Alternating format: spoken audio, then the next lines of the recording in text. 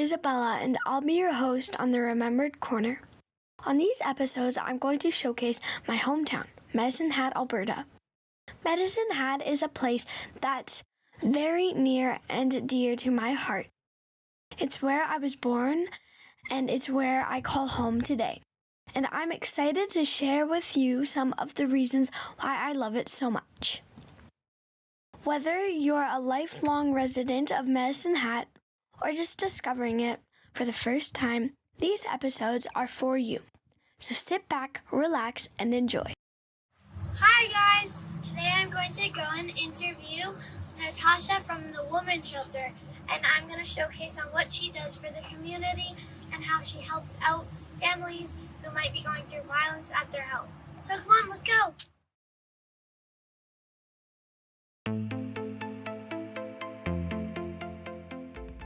In the west of Canada, you will find the province of Alberta, which is one of the three prairie provinces. Alberta is renowned for its natural beauty and boasts 6 UNESCO-designated World Heritage Sites. Located in the southeast corner of Alberta, you will find the city of Medicine Hat. It's not uncommon for smaller cities or towns to be overshadowed by larger cities. Medicine Hat, Alberta is no exception. However, this doesn't mean that Medicine Hat is forgotten. It is a vibrant city with a rich history, culture, and natural beauty. I want to showcase some of the many attractions that make this place special on these episodes. While it might not receive as much attention as larger cities, Medicine Hat has much to offer and should not be forgotten, but instead remembered.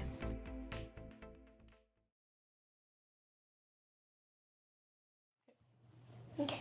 Hi everyone, welcome back to another episode. Today I'm here at the Women's Shelter. I'm Isabella and I will be your host.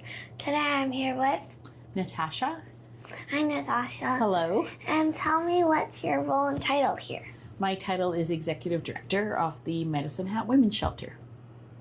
And what do you do? I am the Executive Director, so I'm sort of in charge of people, and I'm also spend a lot of time just making sure our community knows about our programs and services, as well as fundraising, because we're a charity. Wow. Well, what is the history here? The Medicine Hat Women's Shelter has been around for 42 years in Medicine Hat, so we've been here a long time.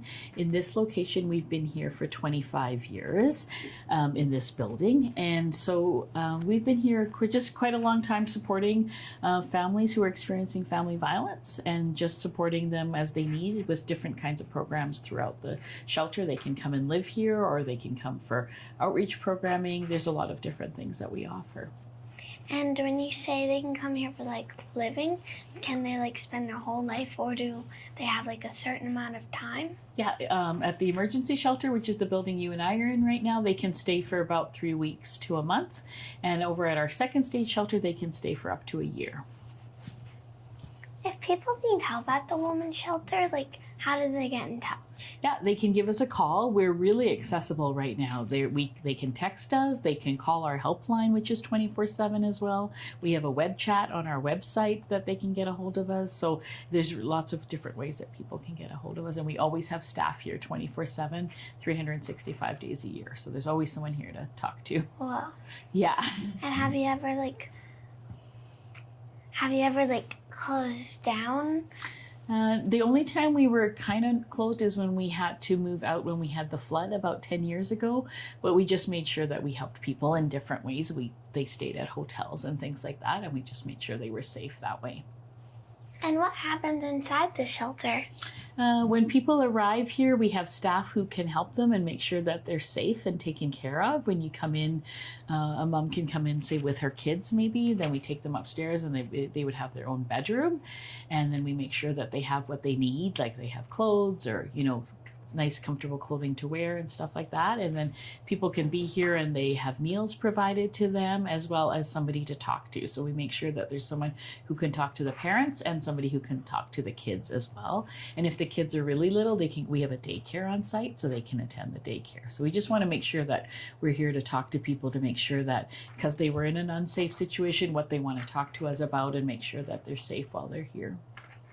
And do like, let's say the moms have to pay for anything? No, they don't. You don't have to pay for any of our services. Everything is free. And is it just like women, or do you like also help men? Yeah, we help anybody who's experiencing family violence. So it doesn't matter whether you're male or female or LGBTQ, whatever you are. If you're experiencing family violence and need help, we're happy to help you. And why do the women have to stay at the shelter? Why can't they just go home? Sometimes people's home situations are just not safe for them. Sometimes in relationships, things just aren't going very well and things have gotten to be a point where they're not safe anymore in their home, and maybe the kids aren't safe in their home anymore and everybody just needs a little bit of a break. Sometimes it's like a timeout. So they just take a bit of a break and they come here and we make sure they're safe. And so hopefully they can return to that home situation if things get better for them. But if they don't, then we figure out other ways for them. They can either stay in our other shelter, which is longer term, or we can help them find new places to live in the community. And how many rooms are there? We have 10, we have 8 bedrooms upstairs and 1 bedroom on the main floor. So we can have up to 30 people at one point in time in the shelter. And how many people do you have right now? Right now, today, I think we have about 20 people in the shelter. And at the second stage shelter, we have probably about 30 people at that shelter as well. And how much does the second take?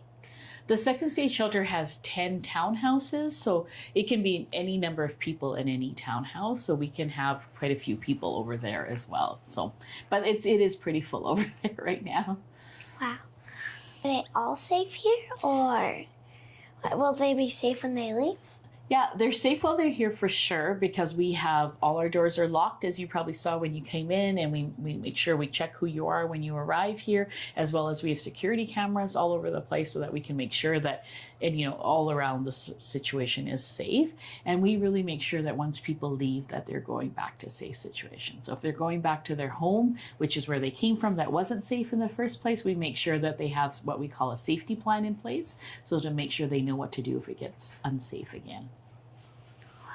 And has that ever happened to anyone where they had to come back to them? We have had people, lots of times people have gone back hoping that it's going to be different and it's not always the same, or it's just not safe again. So people can come back and forth anytime as much as they want. That's up to them.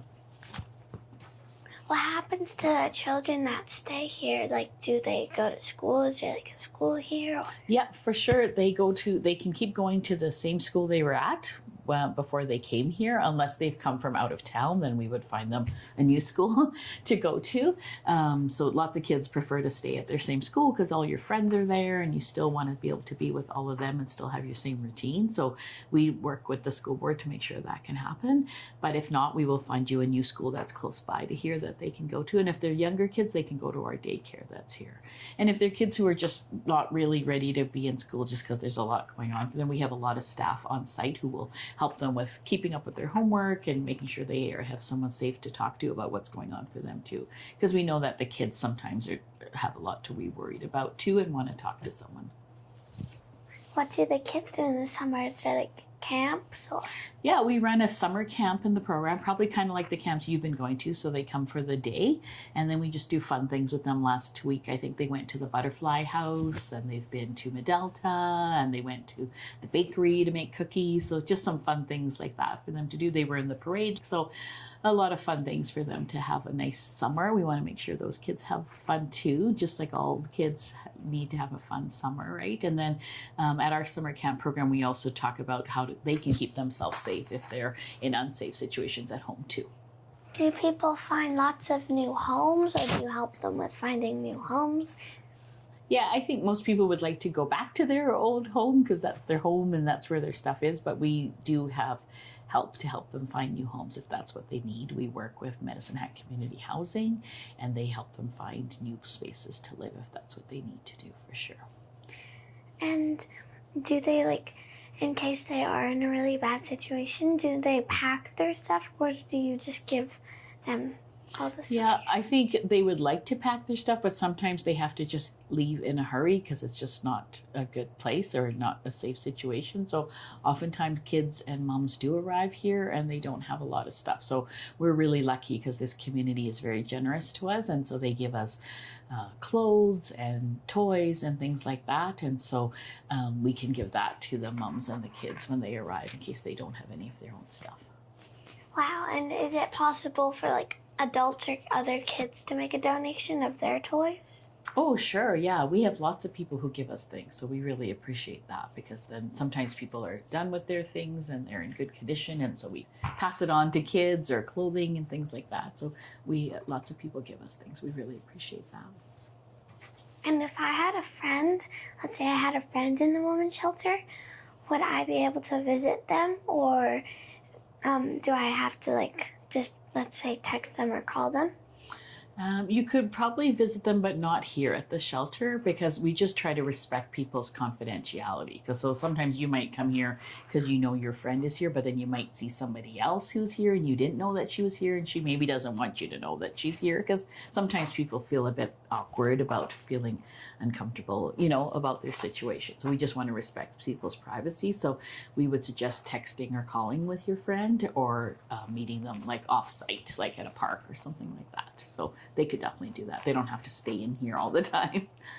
How many workers are there that help out here? So we have 3 different buildings. We have the emergency shelter, the second stage shelter, and we have an outreach building. So among those 3 buildings, we have about 45 staff. Whoa. Yeah, it's a lot of people. It takes a lot of people to run all our programs.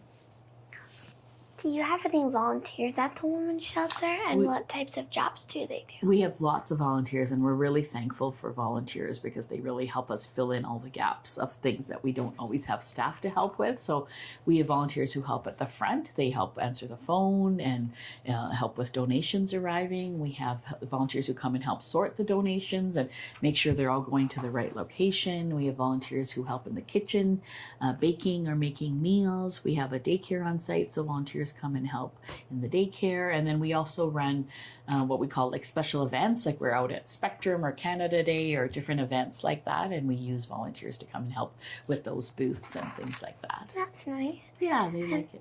Yeah, and are kids able to volunteer here? If kids can come with their parents, for sure, then we would make something work like that. But yeah, and a lot of times kids help it. Sometimes schools come and help clean up the backyard, like Crescent Heights comes and does that, or McCoy comes and does different things. So definitely different things have happened like that. That's good. And how can like people like me, like kids or adults, help the women's shelter and the kids staying here? I think that if you know about the work that we do, then if you know somebody who's in a situation that maybe is not safe, or a friend tells you something that's not safe, then you can let her know about the women's shelter and where she and her parent can go for help or call to get some support. And that's our biggest thing, is that we want to make sure that people know you don't have to stay in unsafe situations. If you need to get out, then, to give us a call. So the more people like you who know about it and can tell other people about it, that's really helpful to us. Yeah, I know about it because we learned lots about it in school. Oh, good. That's good to hear. Is there anything the community can do to help out the people and the residents here? The community is very supportive of us, so we do appreciate that. They often will help us with giving donations of money. That also helps us because we're a charity, so we need to raise money to keep programs going. So they often help us with that, or like I said, they help us by being volunteers. And helping us at our different events and things like that. But I think if the community can just be aware that family violence exists in our community and support people who they know are going through it, that's really helpful to us. Yeah. We just want to keep everybody safe, right? Yeah. Yeah. And are people allowed to bring like their animals, like a cat or a dog? They can't bring them here, but we have a great partnership with the SPCA, and so while you're here, you can leave your dog or your cat with the SPCA during the time that you're here. So it's just hard for us to have dogs here or pets, just because sometimes people are allergic or they're scared of dogs, or it's just hard to manage them in the big yard and stuff like that. So we have a great partnership with SPCA to make sure that their pets are taken care of, because you don't want to leave your pet behind, right? What's the best part about being the director of the women's shelter? I get to help people every day, and I know that we are making the community a bit safer by having a safe place for people to come.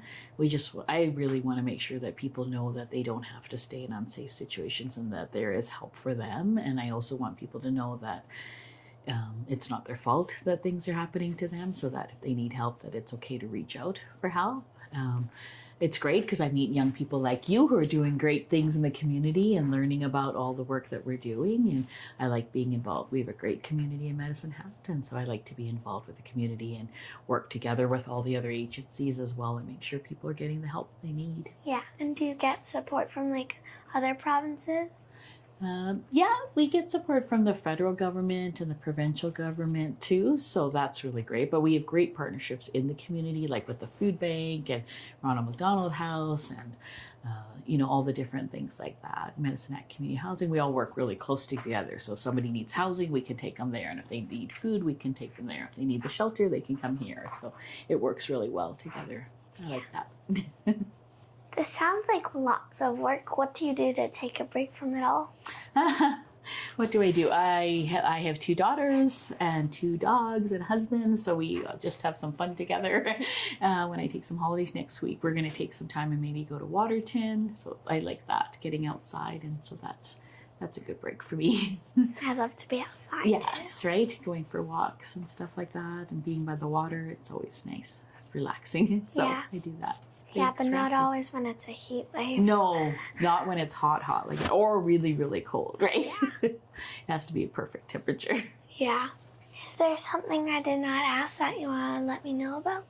I think you asked lots of good questions. Did I answer everything, do you think, about what we do here? Yeah. And people will know what the work is that we do? Yeah, right. And do you have any questions for me? Oh, thank you for coming and talking to me. This is great. Thank you, too. Yeah, that's really awesome. Thanks very much. Thank you for all you do. Bye, everyone. And that's a wrap.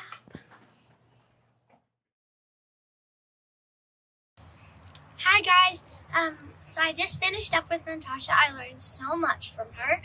Thank you again, Natasha. I really appreciated all of your time. So thanks, guys. Bye.